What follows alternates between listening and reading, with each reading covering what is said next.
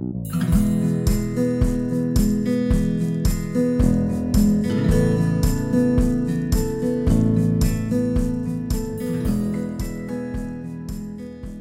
actually from Orange County, California, specifically Dana Point. It's a very affluent area. My parents were, and well, they're retired now, but they were very successful business owners. It was when I was 17 years of age when I first started experimenting with drugs. Started with alcohol, so then I tried pot, and then cocaine, and then I tried some hallucinogenics. I was a straight A and B student. I was involved in the school and I was very active and proactive.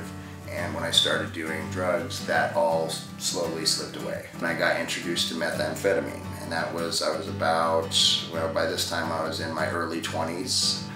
So I stayed out of trouble for 10 years.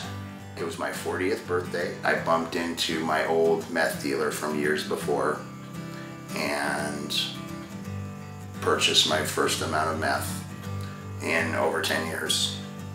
I was in a park using drugs on a Saturday afternoon, and a police officer pulled up next to my car and asked what I was doing. He got out of his car and he could smell that I was smoking marijuana. He said, "Do you have a medical card for that marijuana?" I said, "No, I do not." He said, "I'm sorry, I'm going to have to ask you to step out of your car." I said, "I am sorry, I'm not going to be able to do that." I punched it. My car was still running. He came after me. He called backup. I had about 30 police cars coming after me, a helicopter, driving down surface streets, going over 100 miles an hour, running red lights. It's a miracle there wasn't an accident. The first day after I got out of prison, I went to an AA meeting, and from that moment on, I met people that were welcoming. I've got cold chills as I'm saying this, and I might even get emotional.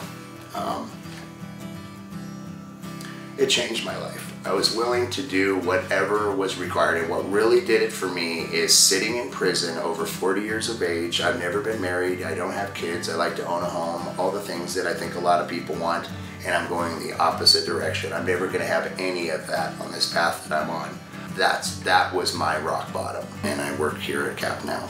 It wasn't until I moved up here to Fresno and saw the kind of program that CAP has, and this is more bare bones recovery is what is offered here at CAP. They meet with their counselors regularly, they're given an exposure to the 12-step program, they're accountable for their actions, and they're starting to create the behaviors that they need to have when they get out. They have plenty of fun activities, they have movie night, they have weights, they work out.